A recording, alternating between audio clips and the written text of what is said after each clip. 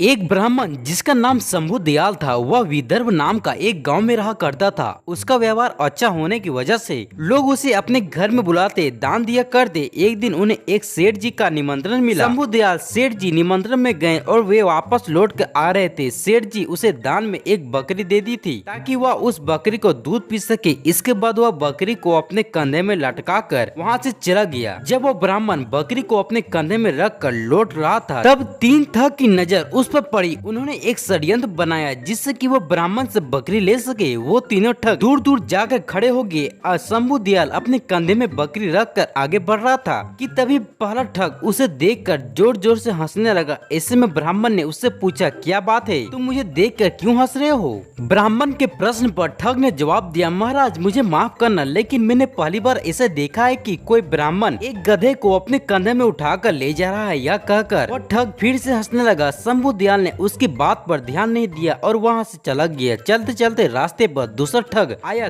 दूसरे ठग ने उसे कहा, क्या बात है महाराज, इस गधे को चोट लगी है क्या? आप इसे अपने कंधे पर क्यों ले जा रहे हो? यह सुनकर शंभु दयाल गुस्सा हो गया और उससे बोला, तुम्हें दिखता नहीं यह कोई गधा नहीं बल्कि एक बकरी है और यह मुझे एक दान में मिला है, इसलिए मैं इसे अपने कंधे में लाद कर घर ले जा रहा हूँ। यह सुनकर ठग ने कहा, मुझे माफ करना, लेकिन शायद आपको किसी ने ठग लिया है, यह बकरी नहीं गधा है। यह सुनकर शंभु दयाल सोचने लगा कि पहले वाला व्यक्ति ने इसे गधा कह रहा था, यह भी इसे गधा कह रहा था, आखिर लोगों को क्या हुआ? यह सोचते सोचते वह आगे चला गया। चलते चलते उसे रास्ते पे तीसरा ठग मिला। तीसरे ठग ने उससे कहा, ब्राह्मण देवता, आप इतना तकलीफ क्यों उठा रहे हो? लाइए इसे मुझे दे दीजिए, इसे आपके घर तक छोड़कर आऊंगा। ब्राह्मण के लिए कार्य करना पुण्य का काम है, इससे मुझे आपका आशीर्वाद मिलेगा। उस व्यक्ति की यह बात सुनकर ब्राह्मण खुश हो गया और उससे बोला, बहुत बहुत शुक्रिया, तुम ऐसे भले इंसान लगते हो। फिर उसने वह बकरी ठग को सौंप दी। ये दोनों एक साथ चलने लगे। कुछ ही दूर चलते चलते ठग ने शंभु दयाल से पूछा, वैसे आप इस गधे को कहाँ ले जा रहे हो?